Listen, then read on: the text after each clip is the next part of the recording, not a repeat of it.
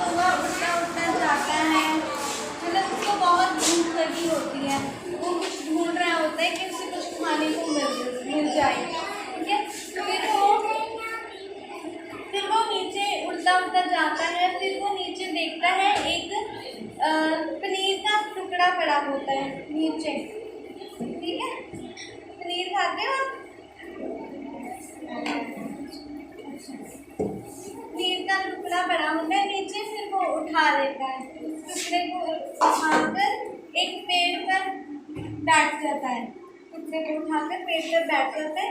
यहाँ पर देखो, पिक्चर में भी दिखाया गया है, उसके मुंह में टुकड़ा है ना, ये पेड़ पर बैठा हुआ है। पनीर का टुकड़ा लेकर फिर बैठ जाता है।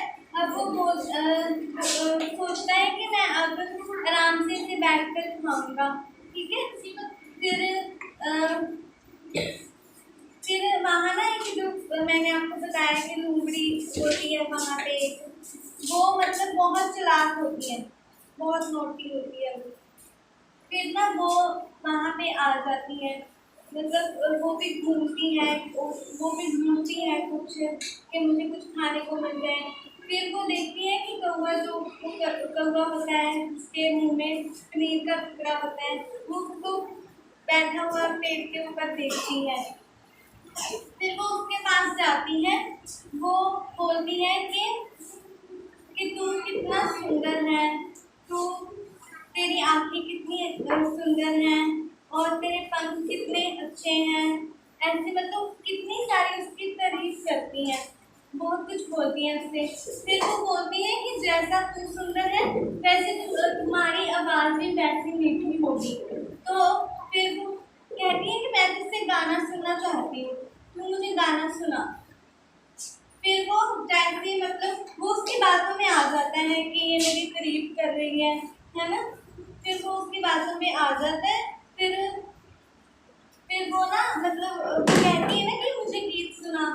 तो गीत जब वो सुनाने लगता है, फिर उसका जो टुकड़ा होता है, पनीर का टुकड़ा उसने डाला होता है ना मुंह में, जैसे वो मुंह खोलता है गीत गाने के लिए, उसका जो टुकड़ा है वो जमीन पर नीचे गिर जाता है जहाँ लोमड़ी खड़ी होती है। फिर वो क्या करती है, फटाफट से वो जो पनीर का टुकड़ा है वो लेकर भाग जाती है। ठीक है, वो जो कौवा है वो जीता रह जाता है। ठीक है, इससे हमें सीख क्या मिलती है? झूठी प्रशंसा से बचो।